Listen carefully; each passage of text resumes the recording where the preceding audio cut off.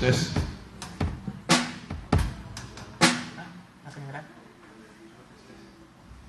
Tes 1 2 tes. Tes 1 2 tes.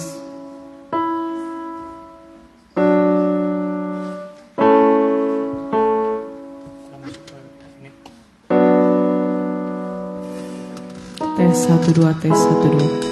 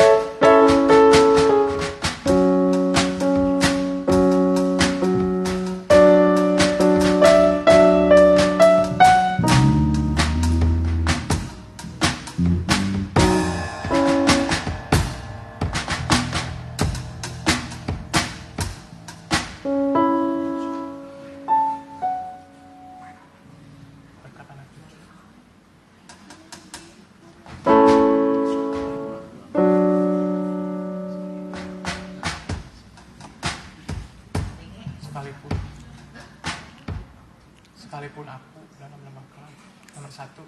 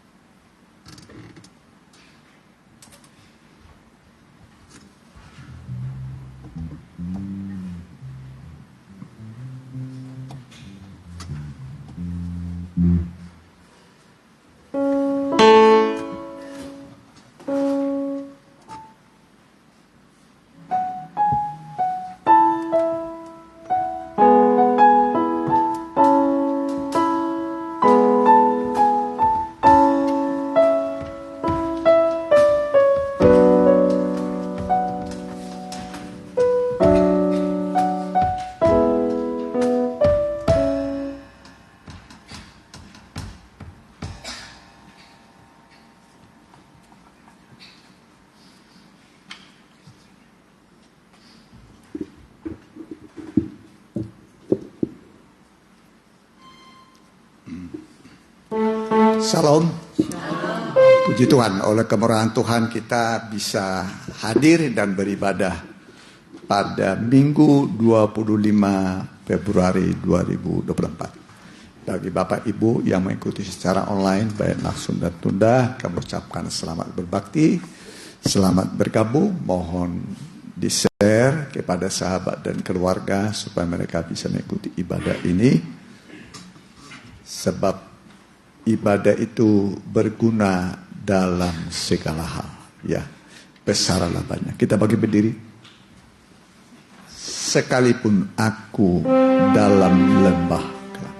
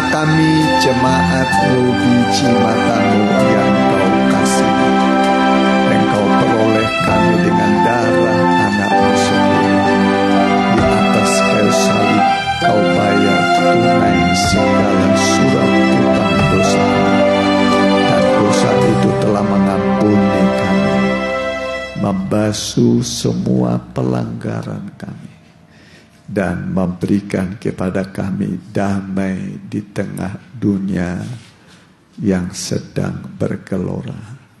Bersama Tuhan kami nikmati persekutuan yang indah dengan Allah Bapa dalam ibadah umum hari ini. Biarlah turunkan berkat-berkat-Mu bagi kami Tuhan. Dan jamahan dari tangan Tuhan, itulah firman dan roh-Mu menjamah setiap pribadi. Sehingga kami mengalami sukacita surgawi, damai yang dari Tuhan. Inilah kami Tuhan. Kami serahkan semua hamba-hamba-Mu, imam-imam yang ambil bagian dalam pelayanan musik, khususnya pemberitaan firman-Mu, Singer, dan setiap anak-anak-Mu yang ngambil bagian dalam pelayanan termasuk penerima tamu. Dan kami doakan semua supaya yang bergegas tibakan dengan selamat. Yang berhalangan datang di kemudian hari, biarlah mereka datang bersama dengan kami. Kami usir kuasa setan iblis yang mau mengganggu ibadah kami dalam satu nama, di dalam nama Tuhan Yesus. Kami perintahkan Engkau hanya semua darah Yesus menguduskan ruangan ini, menguduskan hati pikiran kami, sehingga hati kami kudus dan kami menikmati damai sejahtera di tengah dunia yang banyak masalah, mungkin juga pengalaman kami banyak persoalan. Tapi ketika kami beribadah pada Tuhan, kami berada di bawah kaki Tuhan, dan kami akan alami jamahan uluran tangan Tuhan. Dalam nama Tuhan Yesus Kristus kami telah berdoa. Amin. Ya, silakan. Kutak cemas. Ya. Setiap syairnya dinikmatinya. Kutak cemas.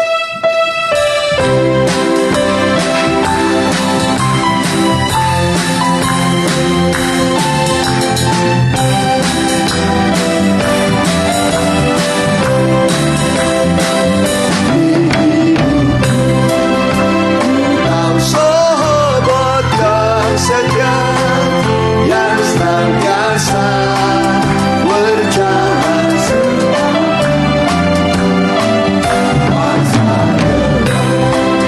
dibuatnya cerah ceria, itulah Yesus selamat.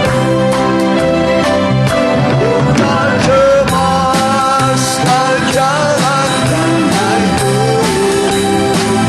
lewat tempat dan gunung yang terjal, berjalan terus di sampingku, menghidupku kelegirian terang. Oh kasih bersama tiada taranya, dengan rela Dia mati bagiku. Ku serahkan segenap jiwa dan raga, sebab itu yang begitu sayang. Bukan cemaskan jalan yang naik turun, lewat lembah dan gunung yang terjal, berjalan terus di sampingku, menghidupku kelegirian terang. Ku tak cemaskan jalan yang naik turun, lewat lembah dan gunung yang terjal, sebab berjalan terus di sampingku, menghidupku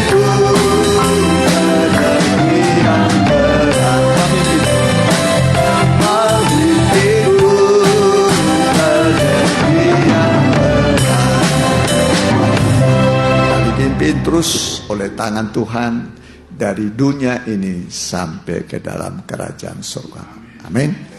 Itulah firman dan Roh Kudus. Tangan Tuhan itu adalah firman dan Roh Kudus yang menuntun kita sampai ke dalam kerajaan surga. Kita ganti nyanyi kita. Bawalah hidupku untuk digembalakan.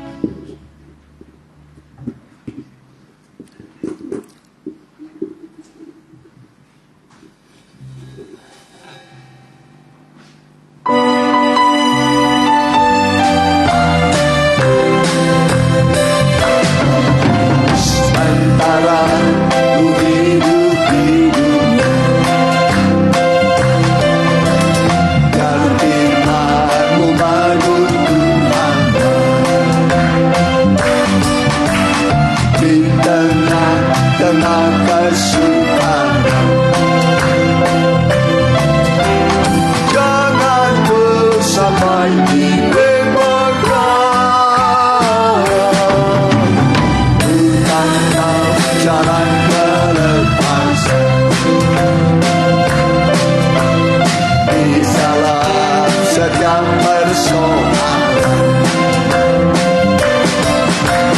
bukakan firman-Mu hadapi, agar ku mengerti maksud-Mu. Bawakan kehidupanku untuk digembalakan, jangan biarkan ku mengembara. Gairahkan kegiatanku di jalur perlombaan, sampailah mencapai pahala. Oh Tuhan, berikan ku kasih yang tahan segala sesuatu, di dalam setiap pergumulan. Ku perlu selalu dikuatkan. Bawakan kehidupanku untuk digembalakan, jangan biarkan ku mengembara. Gairahkan kegiatanku di jalur perlombaan, sampailah mencapai pahala. Sampailah mencapai pahala. Sampai mendapat apa? Pahala. Mahkota. Ada mahkota kehidupan, ada mahkota emas. Ya, kita rindu dapat mahkota. Amin. Ya, tapi harus berjuang. Harus apa? Berjuang. Jauh jaraknya tetap ditempuh. Hujan datang tetap dilewati. Panas datang bersukacita. Amin. Jangan baru halangan, gak punya duit. Baru duit halangannya sudah tidak datang. Ya. Kita bangkit berdiri, kita mendengarkan firman Tuhan.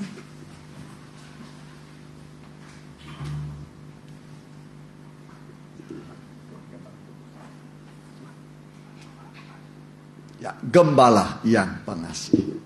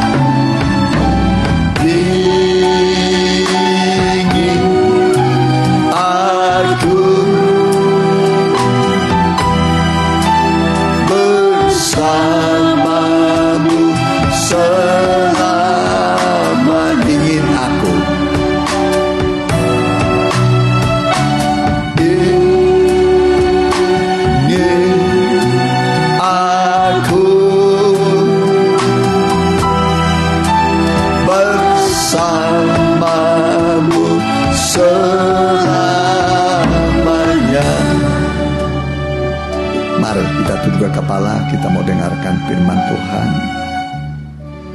Kita mempersiapkan diri kita. Mimbar saya serahkan kepada pendeta muda Elder Sivan.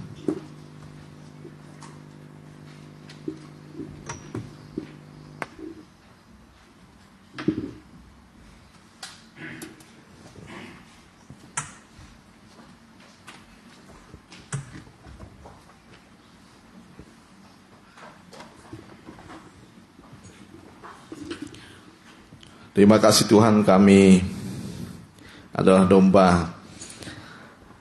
Bahkan ketika kami berjalan Tuhan, kami membutuhkan Engkau Tuhan sebagai gembala yang baik. Kau memelihara jiwa kami, bahkan Kau menuntun kami Tuhan kepada air yang tenang. Ketika kami Tuhan lemah, Engkau selalu mengangkat kehidupan kami. Ketika kami tersesat, Engkau yang mencari kami. Dan Tuhan, biarlah pada siang hari ini kami mau mendengarkan firman-Mu, bukti kasih-Mu yang begitu besar dalam kehidupan kami. Kami mendapatkannya lewat firman-Mu. Urapi hamba-Mu, urapi kami sekalian yang mendengarkan. Pakai telinga kami untuk bisa taat dengan dengaran. Pakai lidah bibir hamba-Mu supaya dapat menjelaskan firman-Mu dengan tepat, benar, dan murni. Terima kasih Tuhan, kuasa jahat yang memegang hati pikiran kami, bersama-sama kami menolaknya dalam satu nama. Dalam nama Tuhan Yesus Kristus, biarlah iblisnya keluar dari tempat ini. Hanya Roh Allah saja yang di tempat ini. Dalam nama Tuhan Yesus Kristus kami sudah berdoa dan mengucapkan syukur. Haleluya, amin. Silakan duduk kembali Bapak Ibu Saudara sekalian. Kita akan dengan firman Tuhan. Kita buka Alkitab kita dalam Mazmur 23.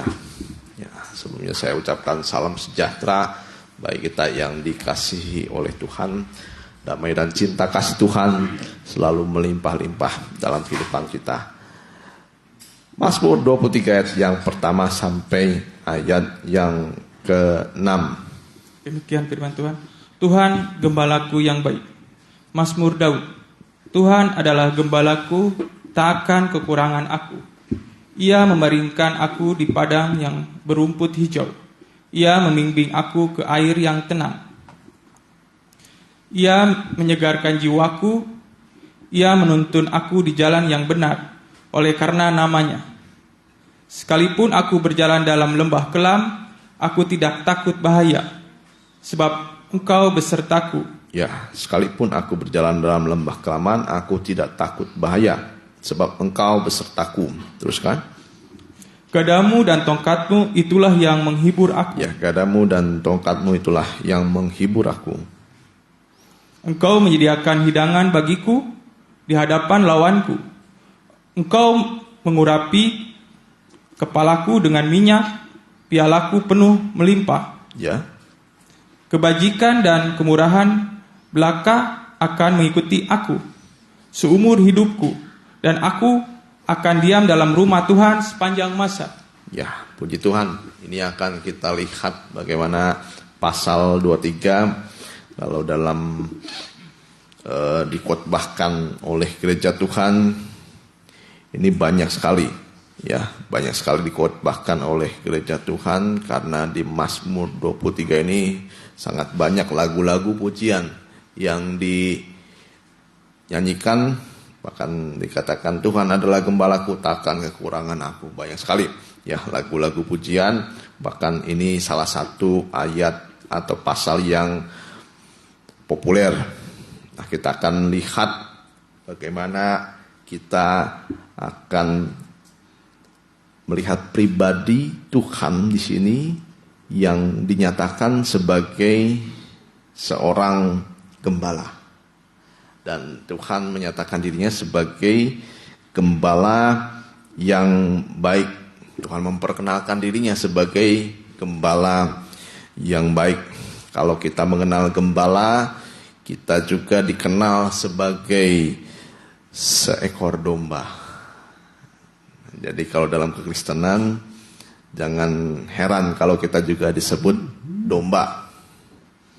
Jemaat Tuhan disebut domba-domba. Tapi kita akan lihat apa kebutuhan dari domba. Ya, apa sih kebutuhan dari domba? Kita baca dalam Matius 9 ayat 35. Ini kebutuhan yang paling penting, utama, dan yang terutama dari seekor domba. Dari seorang anak Tuhan. Dari seorang sidang jemaat. Apa yang menjadi kebutuhan utama dari domba. Demikianlah Yesus berkeliling ke semua kota dan desa. Ya. Ia mengajar dalam rumah-rumah ibadah dan memberitakan Injil kerajaan sorga, serta melenyapkan segala penyakit dan kelemahan. Ya, Yesus ketika di dunia berkeliling ke semua kota dan desa. Dia amat-amati semua orang Israel, umatnya. Ya, yang mengajar dalam rumah-rumah ibadat dan memberitakan Injil. Jadi Tuhan ketika dalam kehadirannya di dunia ini ada dua hal yang dia sering lakukan. Dia mengajar dan menginjil. Mengajar itu untuk orang-orang yang sudah di dalam, tetapi menginjil adalah orang-orang yang di luar dimasukkan ke dalam rumah, ya, rumah Tuhan. Dan teruskan. Melihat orang banyak itu, Ya, melihat orang banyak itu, tergeraklah hati Yesus oleh belas kasihan. ya, jadi dalam terjemahan aslinya belas kasihan ini adalah bentuk rasa kasihan yang begitu mendalam sampai mengenai perut hati dari Tuhan. Jadi ketika Tuhan lihat umat Tuhan, tergeraklah hatinya oleh belas kasihan. Teruskan. Tergelaklah hati Yesus oleh belas kasihan Ya, kepada mengapa? mereka, Karena mereka telah dan terlantar seperti domba yang tidak bergembala. ya, karena mereka lelah dan terlantar seperti domba. Nah, umat Israel itu diibaratkan seperti domba yang tidak punya gembala, tidak bergembala, tidak mempunyai gembala. Ya, jadi kebutuhan utama dari domba, kita sudah sering mendengar, bukan air, bukan rumput, bukan kandang, ya, apalagi emas. Ya, domba tidak butuh emas. Ya, yang dibutuhkan oleh domba adalah seorang gembala. Ya, jadi kebutuhan utama domba adalah gembala. Makanya mereka lelah dan terlantar seperti domba yang tidak bergembala. Nah, kita akan belajar sekarang bagaimana keadaan domba yang tidak bergembala atau domba yang tidak mau digembalakan. Domba yang tidak punya gembala. Nah, kita lihat yang pertama. Ya, boleh duduk. Kita lihat yang pertama di ayat yang ke-36 dikatakan, melihat orang banyak itu tergeraklah hati Yesus oleh belas kasihan kepada mereka karena mereka lelah. Nah, jadi orang yang tidak punya gembala, domba yang tidak punya gembala, yang pertama kehidupannya lelah.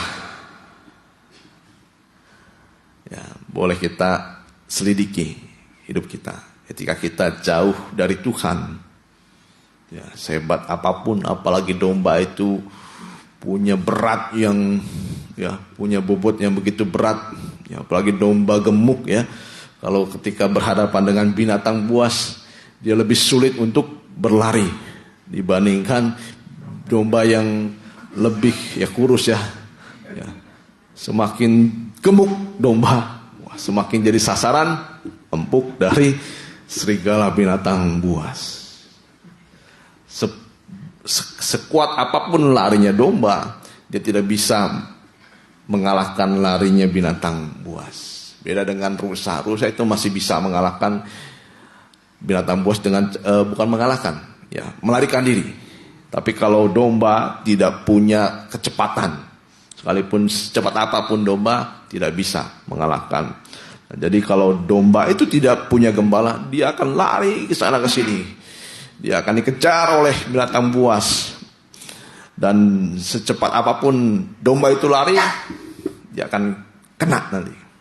Ya, makanya domba ini kalau tidak punya gembala, lelah hidupnya. Tidak ada yang melindungi dirinya. Ya, ingat akhir zaman ada 3 macam binatang buas. Ya, yang pertama itu naga. Ya, naga. Yang kedua antikris, dan yang ketiga adalah nabi palsu. Ini 3 binatang buas. Ya, kalau dalam bahasa Inggrisnya disebut the beast, ya, the beast, binatang buas. Makanya antikris juga disebut the beast, binatang yang buas.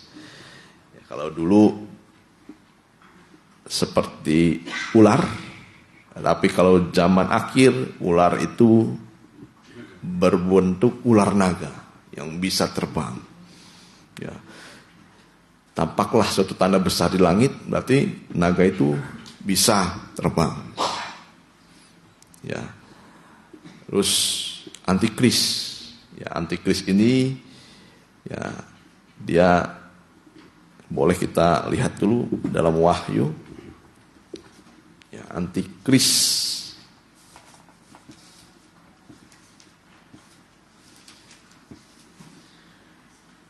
Dalam Wahyu 13 ayat yang pertama ini antikris, ya.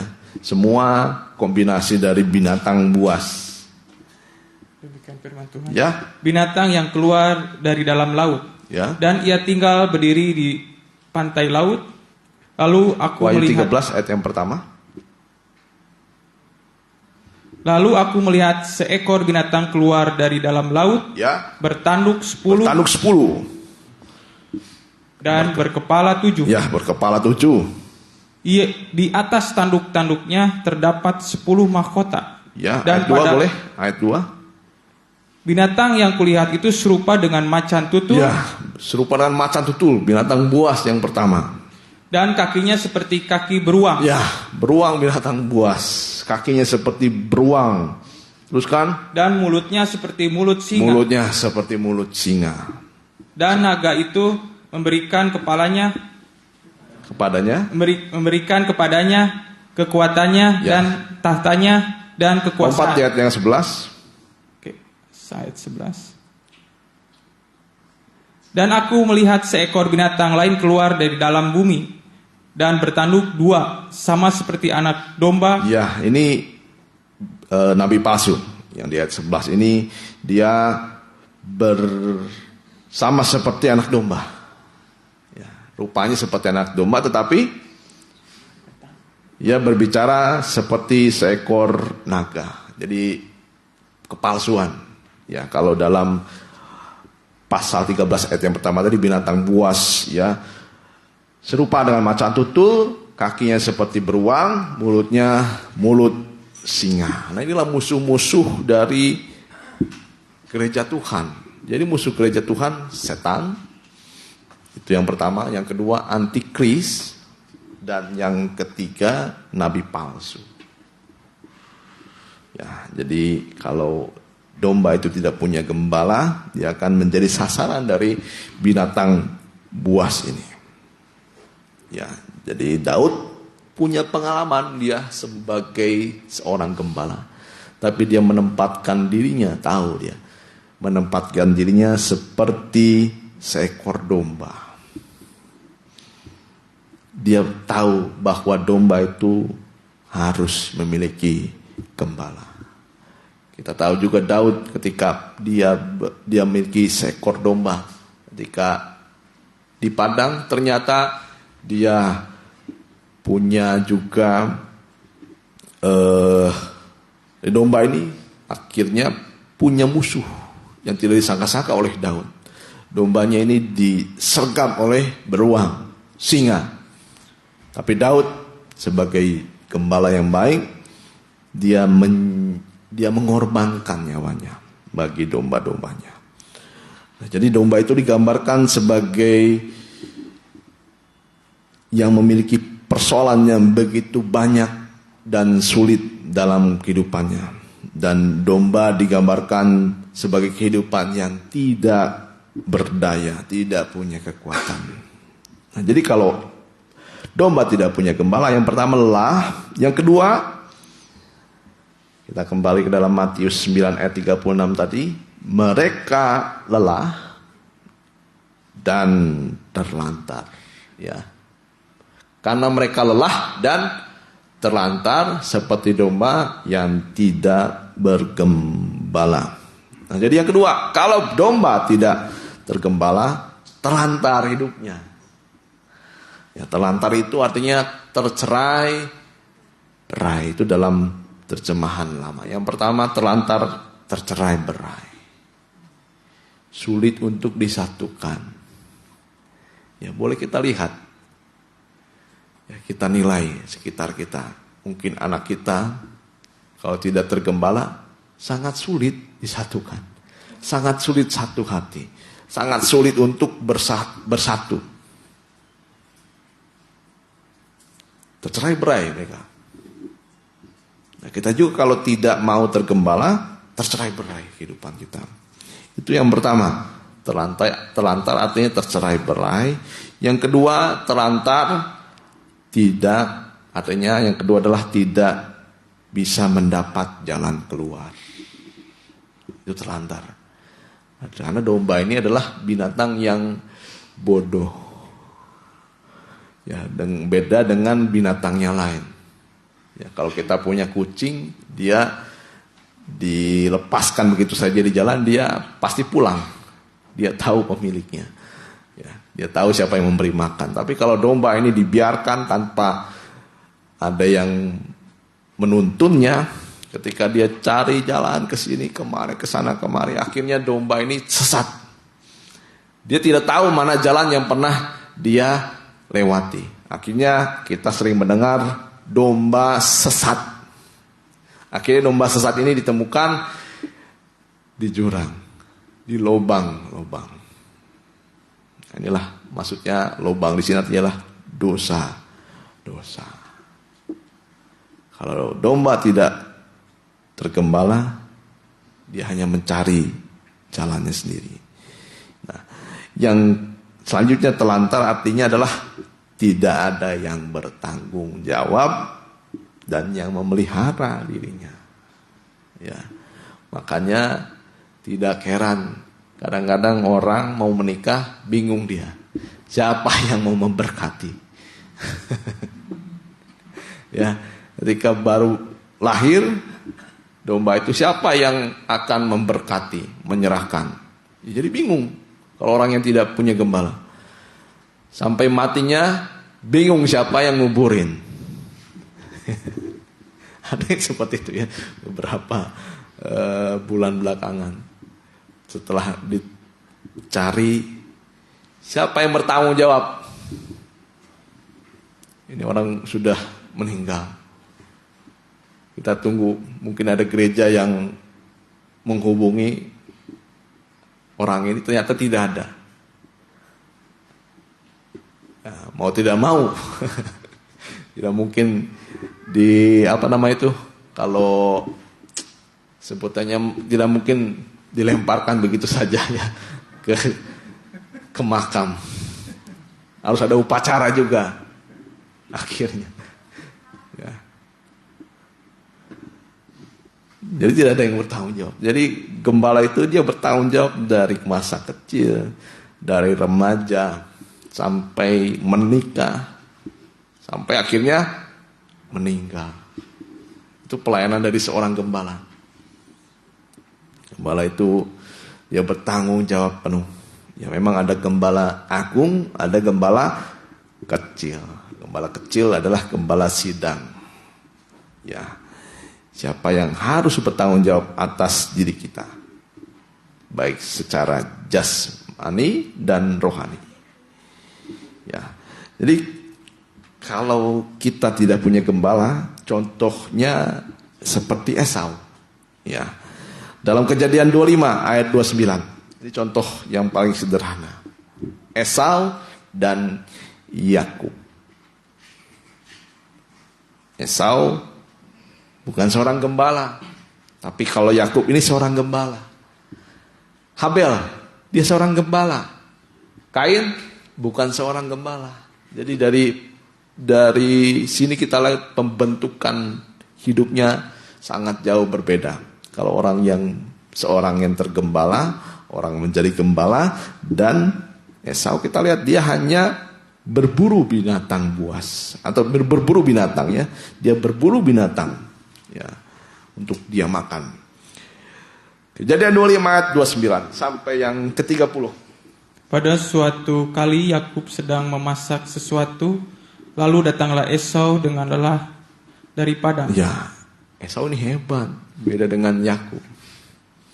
Esau ketika dia mau makan cukup dengan berburu. Dia cari makanan. Ya. Ada babi hutan, bukan babi hutan tidak mungkin sana. Kalau sekarang kita berburu babi hutan biasanya rusa. Ya, domba jarang lah ya ditemukan. Biasanya rusa. Ya, binatang-binatang lain yang bisa dimakan. Ketika Esau berburu, akhirnya dia lelah. Jadi orang hebat bisa lelah, bisa terlantar. Teruskan. Kata Esau kepada Yakub, berikanlah kiranya aku menghirup sedikit dari yang merah-merah itu. Ya, berikanlah kiranya aku menghirup. Ya, bahasa halusnya harusnya berikanlah aku makan gitu ya, menghirup. Dicipi lah sebutannya ya. Tapi sekarang dikatakan menghirup sedikit yang merah-merah itu karena aku lelah. Nah, jadi orang yang tidak punya Tuhan hidupnya lelah. Itulah sebabnya namanya disebutkan Edom. Ya, Edom itu artinya merah.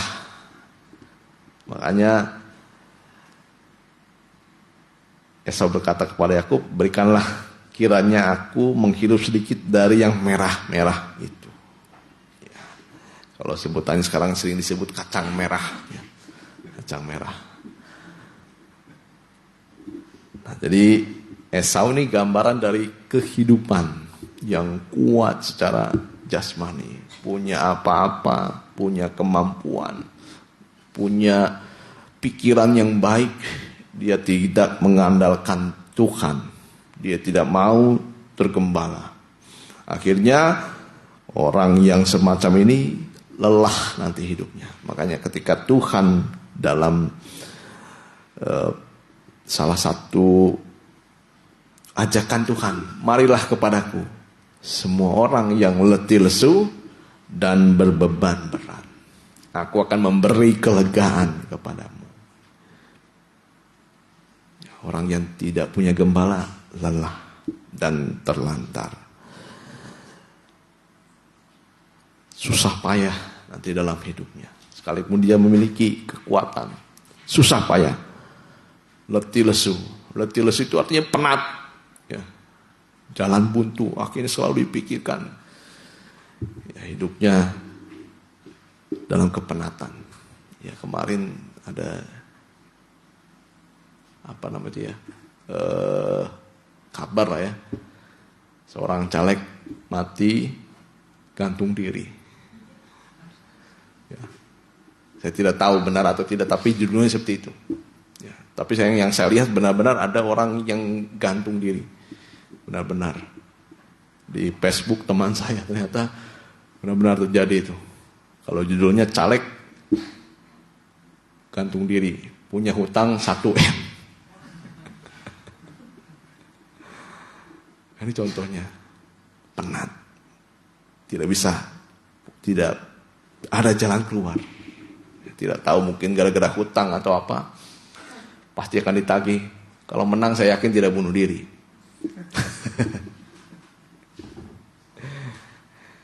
Jadi biasanya kalau menang lupa ya, cuma lupa saja, tidak mungkin gantung diri. Kalau yang gantung diri ya biasanya ya kayak gini lah. Akhirnya penat hidupnya, letih lesu.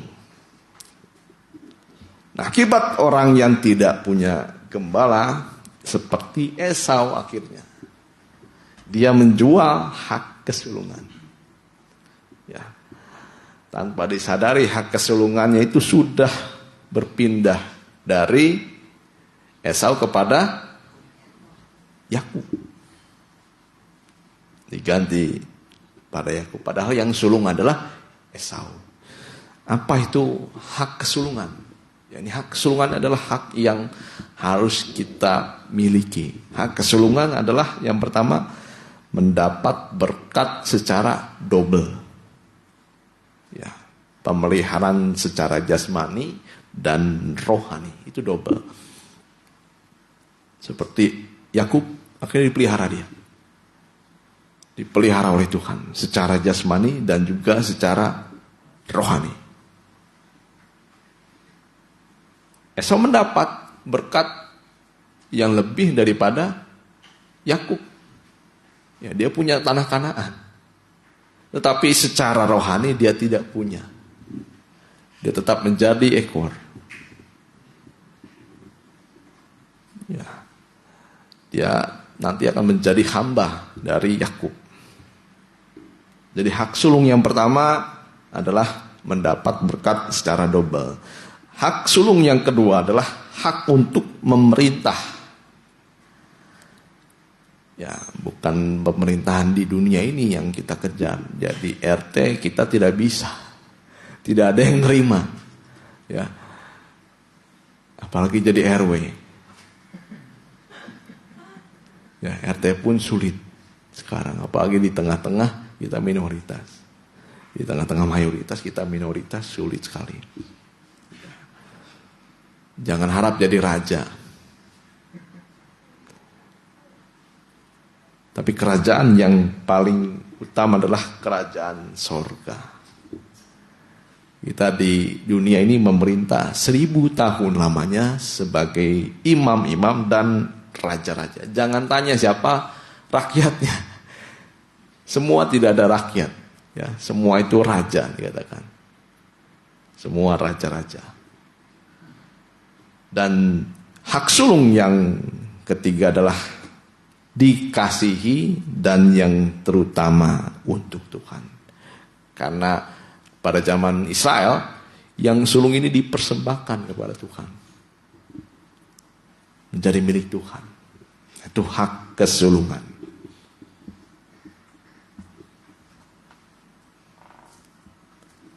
Nah, sekarang pertanyaannya, mengapa banyak domba yang tidak tergembala?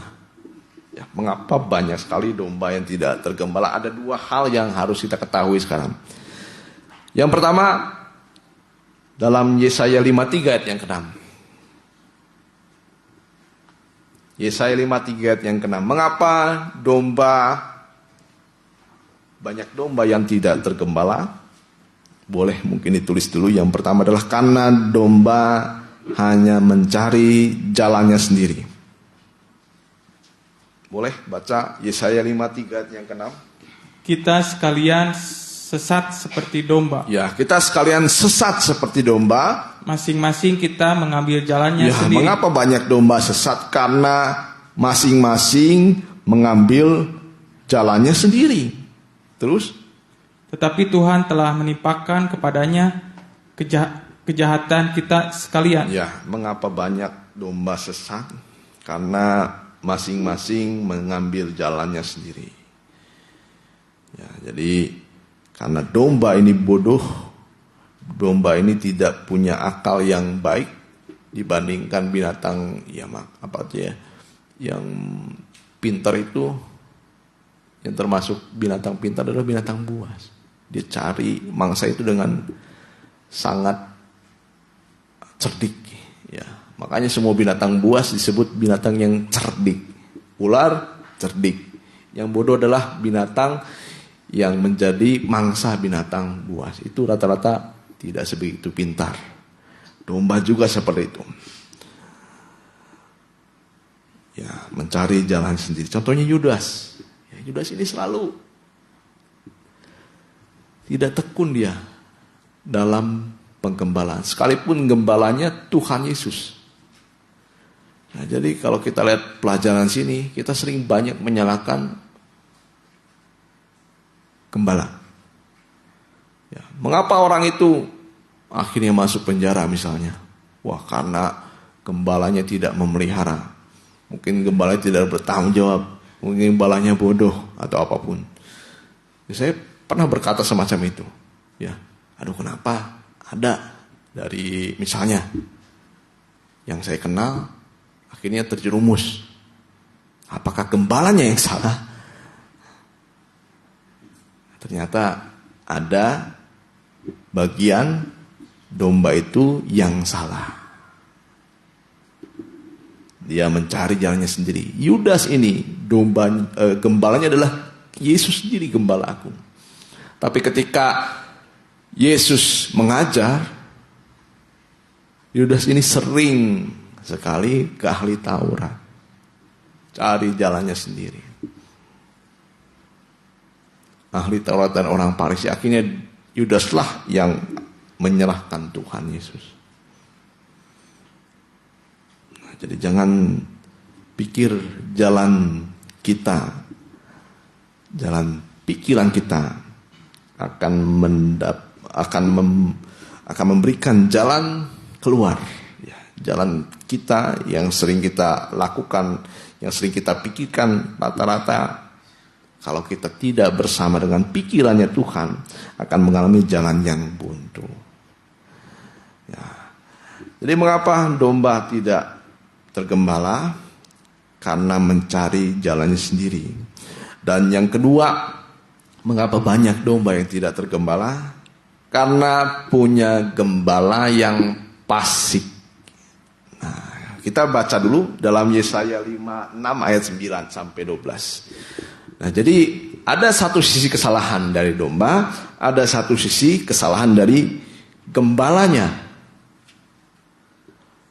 Makanya domba harus tahu, mengenal gembalanya dengan baik. Ya. Boleh baca? Pemimpin-pemimpin yang fasik. Ya, pemimpin-pemimpin yang fasik. Hai segala binatang di padang. Ya, hai segala binatang di padang. Hai segala binatang di hutan. Ya, ini dimasukkan adalah binatang-binatang yang buas. Datanglah. Datanglah untuk makan. Ya, datanglah untuk makan. Sebab pengawal-pengawal umatku adalah orang-orang buta. Ya, sebab pengawal-pengawal umatku, gembala adalah orang-orang buta. Terus, mereka semua tidak tahu apa-apa. Mereka tidak tahu apa-apa. Mereka semua adalah anjing-anjing bisu. Iya. Tidak tahu menyalak. Mereka berbaring, melamun, dan suka tidur saja. Iya. Nah, jadi gembala fasik yang pertama adalah gembala yang buta. Tujuan utama dari seorang gembala adalah menuntun jalan.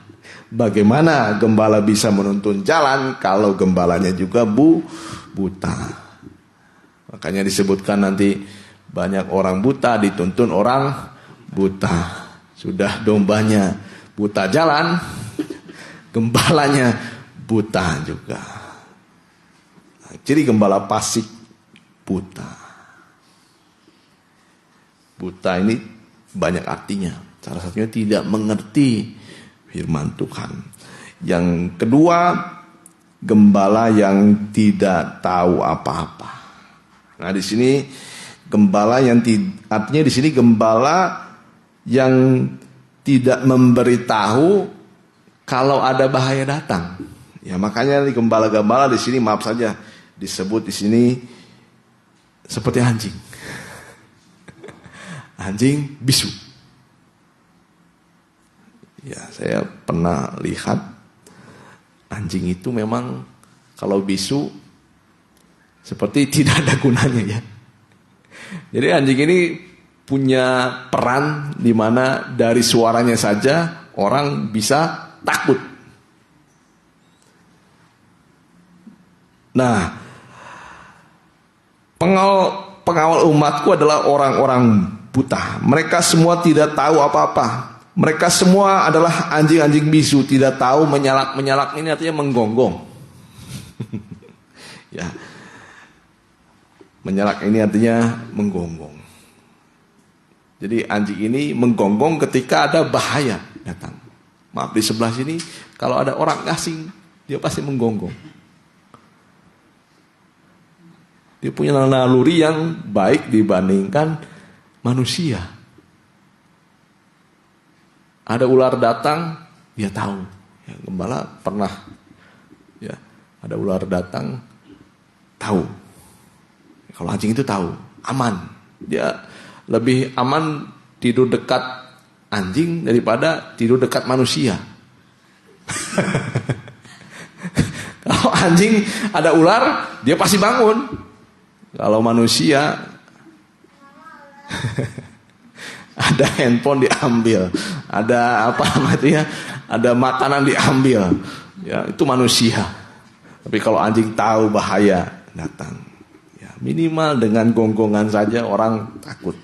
Nah, jadi tugas dari gembala pertama menuntun, yang kedua dia tahu mana ada bahaya datang.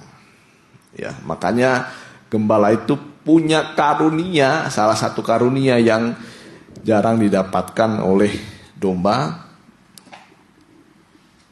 Salah satu karunia adalah membandingkan roh. Ya, jadi segala sesuatu gembala itu harus tahu. Ini roh Tuhan atau roh jahat. Ini roh dunia atau roh kudus. Ya, mana yang bisa pembanding roh.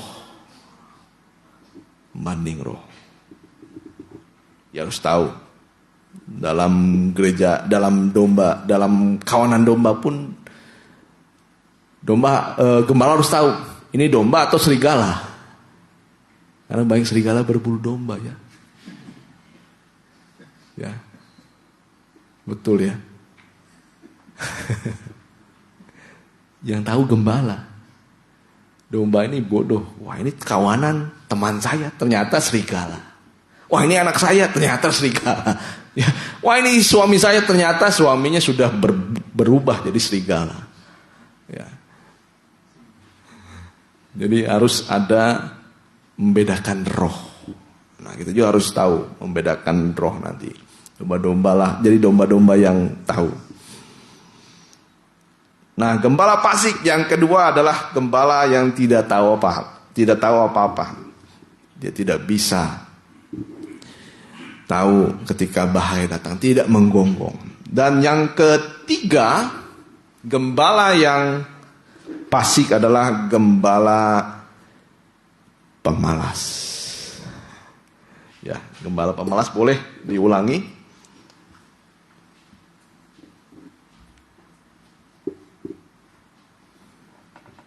Yesaya 56 ayat 10. Ya. Sebab pengawal-pengawal umatku adalah orang-orang buta. Ya, pengawal umatku orang buta. Mereka semua tidak tahu apa-apa. Ya. Mereka semua adalah anjing-anjing bisu. Anjing-anjing bisu. Tidak tahu menyalak. Mereka berbaring melamun dan suka tidur saja. Jadi jangan sampai kita mendapatkan gembala itu suka berbaring, suka melamun dan suka tidur. Artinya di sini pemalas. Dan yang selanjutnya boleh? Anjing-anjing pelahap. Nah, tadi anjing-anjing yang positif ya. Bisa menggonggong ketika bahaya datang. Tapi hati-hati, anjing-anjing yang jahat adalah anjing-anjing pelahap. Makanan tuannya diambil. Ya itu pelahap ya. Anjing-anjing pelahap, teruskan. Yang tidak tahu kenyang. Ya, tidak tahu kenyang. Dan orang-orang itulah gembala-gembala yang tidak dapat mengerti. Ya. Mereka semua mengambil jalannya sendiri. Masing-masing mengejar laba. Tiada yang terkecuali. Ya. Nah, ini gembala yang keempat. Yang pertama buta, yang kedua tidak tahu apa-apa, yang ketiga pemalas, yang keempat pelahap. Ya, pelahap ini artinya serakah. Banyak sekarang gembala-gembala itu serakah. Sudah diambil bulu domba, disembelih domba, dimakan domba. Ya, pelahap. Nah, jadi si pelahap ini nantinya serakah, tidak pernah puas.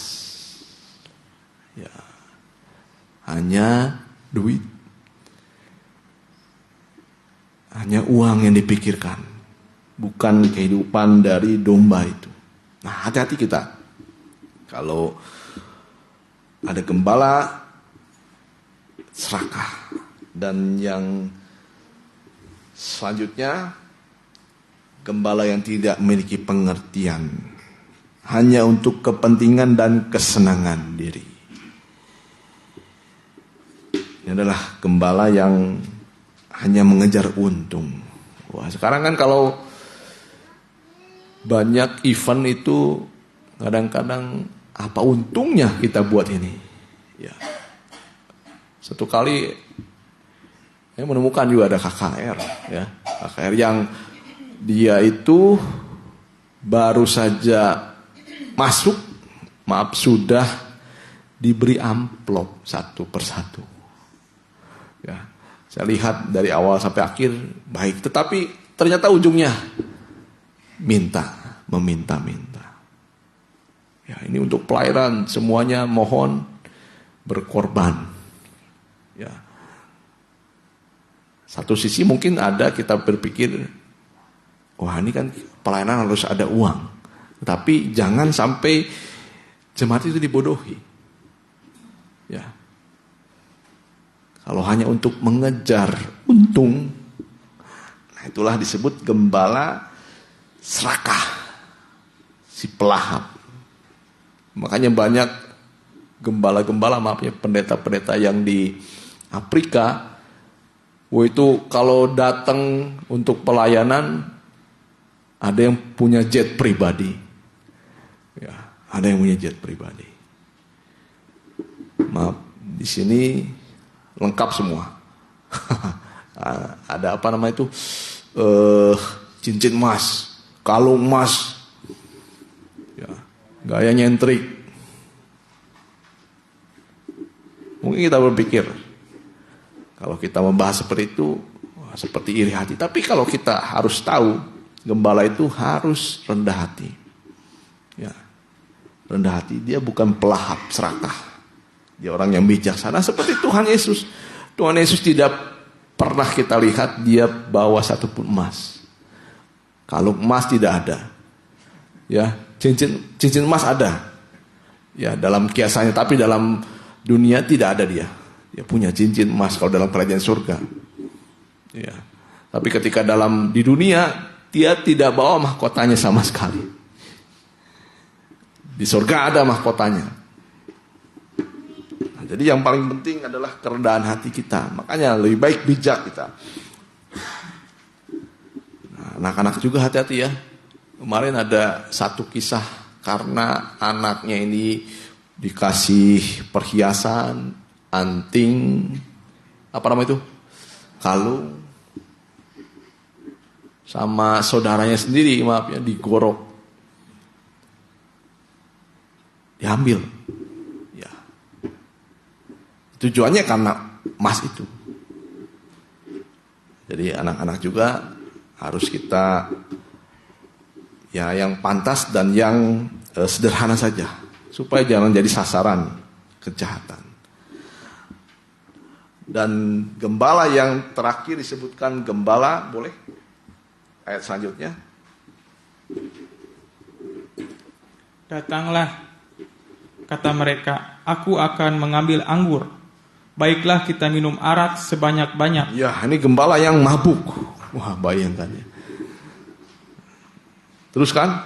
Besok akan sama seperti hari ini dan lebih hebat lagi. Nah, jadi yang selanjutnya yang ke-6 adalah gembala yang memuncak dosanya pada makan, minum, ya, mabuk dan lain sebagainya. Jadi kita harus lihat juga sebagai domba, lihat gembala. Ya, kalau ada kekurangan, nasihati. Sekarang kita akan masuk poin yang paling penting. Kalau kita menjadi seorang atau seekor domba yang tergembala, Tuhan akan bertanggung jawab sebagai gembala yang baik. Gembala yang baik, dia punya tanggung jawab. Yang pertama adalah mencari yang terhilang. Ya, mencari yang terhilang. Beberapa poin terakhir saja. Ya. Lukas 15 ayat 4 sampai 5. Nah, jadi domba itu akan dicari. Kalau domba itu punya gembala, dia pasti akan dicari. Sekalipun kita sejahat apapun. Kalau kita punya gembala, Yesus, dia akan dicari. Siapakah? 15 ayat 4 sampai 5 Lukas. Siapakah di antara kamu yang mempunyai 100 ekor domba? Ya, siapakah di antaramu yang mempunyai 100 ekor domba? Dan jikalau ia kehilangan seekor di Ya, antaranya, jangan 50, cukup seekor saja. tidak meninggalkan yang 99 ekor di padang gurun. Cukup satu saja yang hilang. 99 yang lain ditinggalkan dahulu. Teruskan. Dan pergi mencari yang sesat itu sampai ia menemukannya. Nah, inilah kalau kita punya gembala yang baik. Mungkin kita karena sesat, karena mengambil jalan sendiri, Tuhan selalu ingat. Ya, dengan menghitung semuanya. Apa artinya menghitung? Menghitung itu dengan detail, dengan ya kalau kita punya uang 1 juta, pasti kita akan hitung, betul ya? Apa benar nih 1 juta? Kurang 1, pasti kita akan cari. Nah, begitu juga kalau 1 ini hilang, dia akan cari. Tinggalkan dulu yang 99 ekor, mencari 1. Teruskan. Dan kalau ia telah menemukannya, ia meletakkannya di atas bahunya dengan gembira. Ya, dia meletakkan di atas bahunya dengan gembira. Jadi kalau Tuhan mencari dan menemukan, bersorak-sorai malaikat-malaikat di surga. Ada amin? Nah, tugas kita juga mencari yang terhilang sekarang. Mungkin anak kita, mungkin orang tua kita, mungkin istri atau suami, saudara kita, carilah yang terhilang. Ya, itu yang pertama, mencari yang terhilang. Yang kedua, Yohanes 10 ayat yang ke-14. Tuhan mengenal dombanya. Ya, ternyata domba-domba yang ada dalam kawanan domba, Tuhan tahu semuanya. Tahu. Ya, teruskan. Akulah gembala yang baik.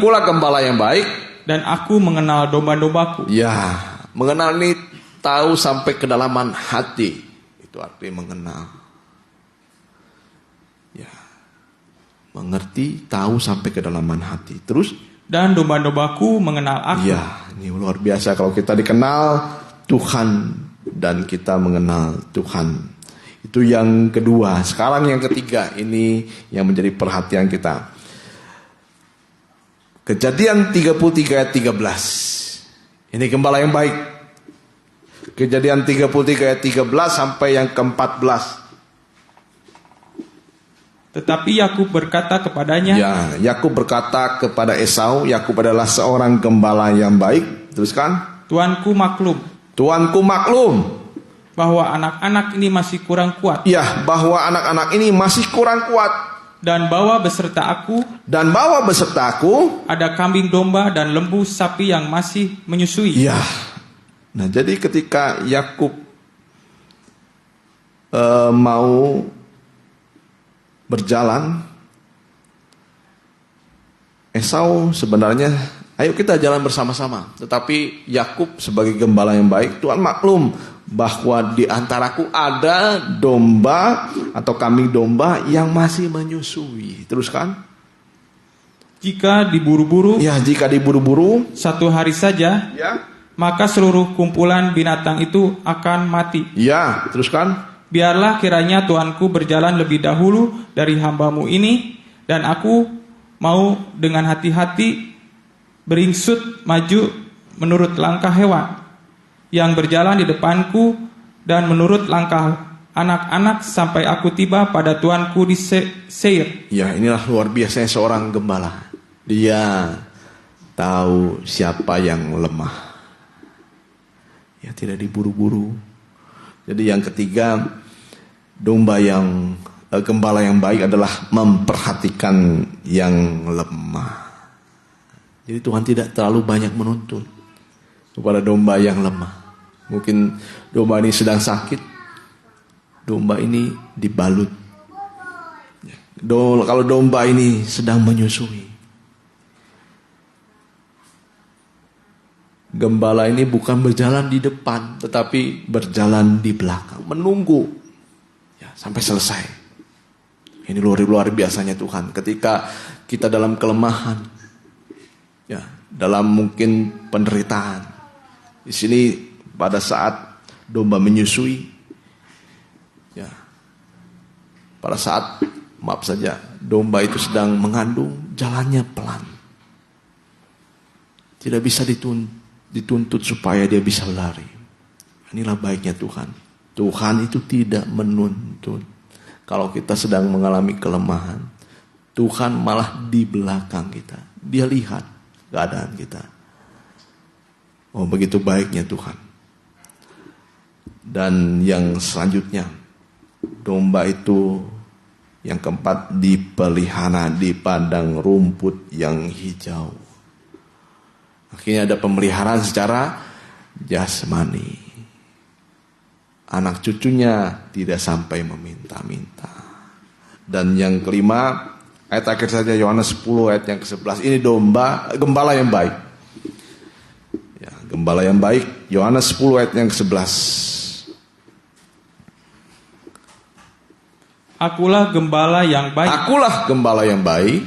Gembala yang baik. Gembala yang baik memberikan nyawanya bagi domba-dombanya. Memberikan nyawanya bagi domba-dombanya. Ya, Tuhan sudah teruji sebagai gembala yang baik. Untuk apa dia memberikan nyawanya? Untuk menyelamatkan kita. Supaya kita tidak menjadi sasaran dari maut. Tuhan berikan nyawanya.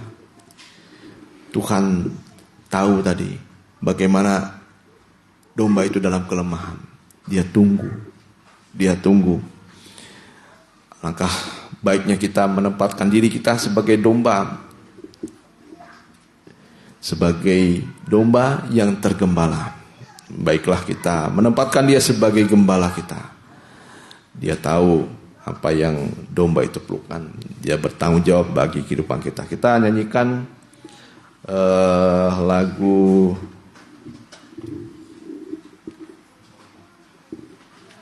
Allah mengerti saja. Banyak perkara yang tak dapat ku mengerti.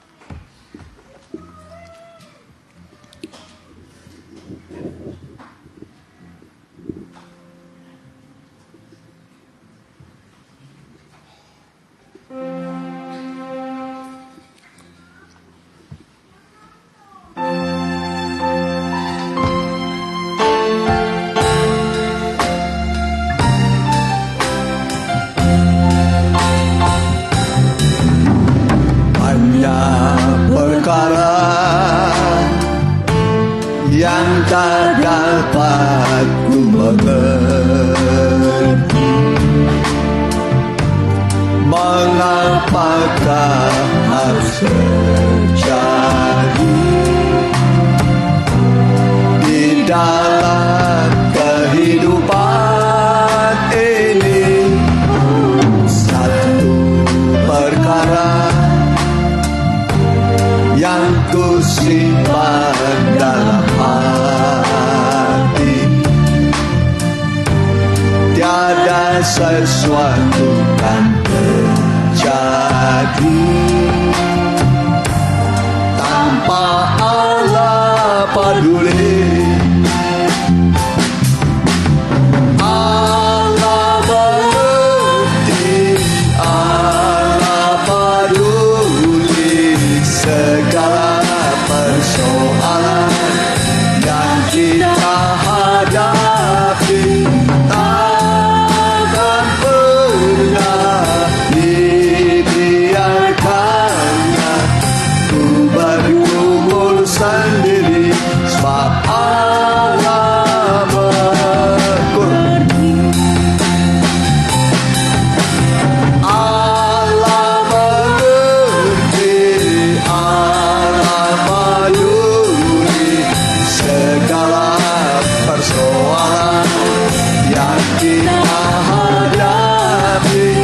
Tak akan pernah dibiarkannya ku bergumul sendiri, sebab Allah mengerti. Singkat saja, Kur.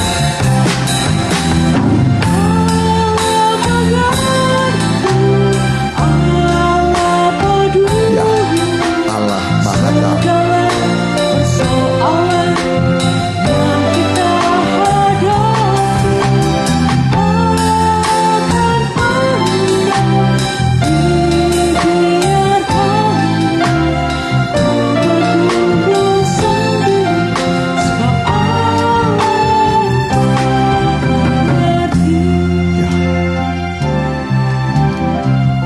Banyak kita mengalami kesulitan dalam hidup karena salah memilih, salah melangkah.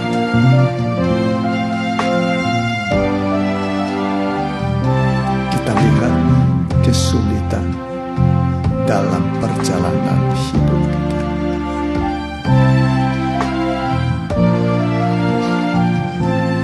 Tapi dalam kesalahan Tuhan tetap bisa memperbaikinya, membuat supaya menjadi baik. Walau nampaknya sudah suram dan gelap, nampaknya kacau balau, nampaknya tidak ada bentuknya kehidupan kita. Masa depan belum berbentuk, kacau banget. Pekerjaan Allah adalah memulihkan yang kacau banget, bisa menerangi yang gelap, membentuk yang berantakan, kacau balau, berantakan sudah.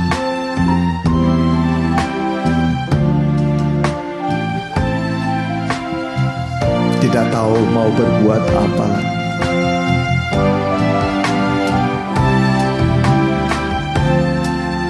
Berantakan, berserakan.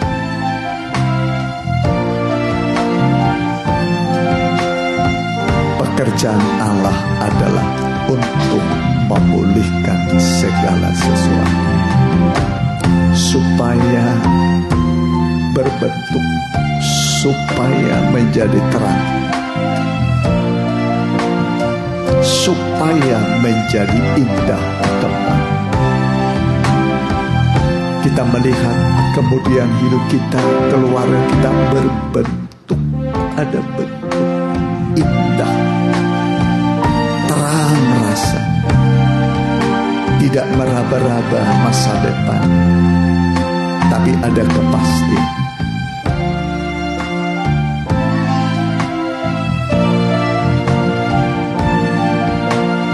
Ada kepastian dari Tuhan. Mari kita nyanyikan sekali lagi lembut, chordnya satu. Kita makin berdiri. Allah peduli segala persoalan yang kita hadapi, tak akan pernah dibiarkannya bergumul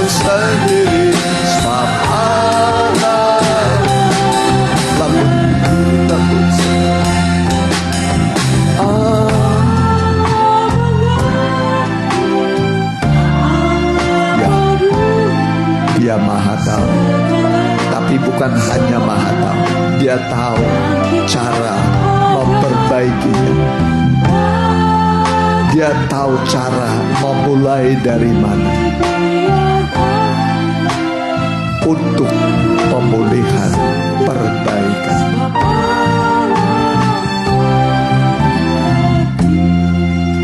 Dan kemudian Dia kerjakan. Dia kerjakan. Mungkin hidup kita sudah seperti benang kusut. Kusut. Makin ditarik, makin kusut. Makin diperbaiki, makin kusut. Hikmat Allah adalah menguraikan kekusutan. Dia bisa menguraikan kekusutan. Sehingga hidup kita, keluarga kita, masa depan kita tidak kusut. Tapi seperti benang yang tergulung rapi dia. Benang hidup kita rapi, kelihatan bagus. Mari, angkat tangan kananmu, tangan kirimu taruh pada dadamu. Hamba berdoa buat anak-anakmu. Baik yang mengikuti secara online, baik langsung dan tunda. Kami sering mengalami kekacauan, kekusutan. Pikiran kami sumpek, tidak bisa memecahkan masalah yang kami hadapi. Karena kami terbatas. Tapi Engkau ada di tengah-tengah kami sekarang. Engkaulah yang bisa menguraikan kekusutan dan yang bisa menyelesaikan persoalan kami. Sehingga semua persoalan yang berat, yang gelap, yang sumpek, yang nampaknya tidak mungkin, hari ini timbul iman kami bahwa bagi orang yang percaya semua mungkin. Semua bisa jadi. Hamba berdoa dalam nama Tuhan Yesus. Tuhan menguraikan kekusutanmu, menerangi kegelapanmu, meluruskan jalanmu yang berliku-liku, yang berbukit-bukit, berlembah, bergunung-gunung, penuh dengan kesukaran. Hari ini Tuhan ratakan jalanmu. Lewat firman Tuhan diratakan jalanmu, sehingga kau melihat jalanmu menjadi lurus. Dan engkau mencapai tujuan sampai kota Yerusalem baru. Terima kasih Bapak. Dalam nama Tuhan Yesus. Haleluya. Amin. Mari kita puji-pujian, kita jalankan sekali persembahan. Ya.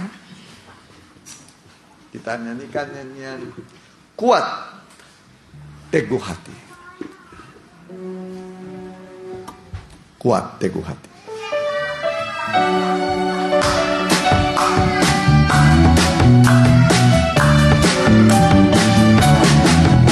Saat hidupnya ada kasih, mudah marah juga emosi, keras hati, cemburu sangat tinggi. Segeralah kita introspeksi apa yang salah di hidup ini. Mohon Tuhan memberikan kasih-Nya.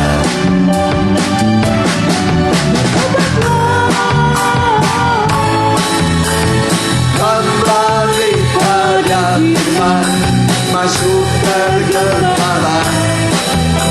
3 macam ibadah, berdamailah pada Tuhan dan pada sesama, menjadi kuat teguh hati. Saat hidup dalam sukacita, semua lancar terasa mata, hati damai berkat-berkat melimpah. Tak harus tetap introspeksi, jangan lengah, juga jangan sombong. Mohon Tuhan menetapkan kasih-Nya. Bertobatlah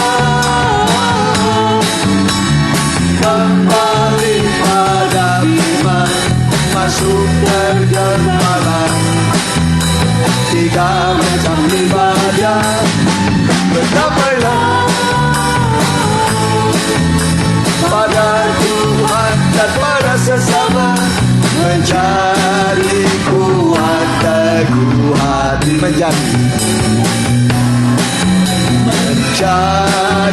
kuat teguh, menjadi kuat teguh hati, menjadi kuat dan teguh hati. Harus kuat hatinya, amin. Kuatkan dan teguhkanlah hatimu. Ya, jangan loyo, jangan putus asa, ya.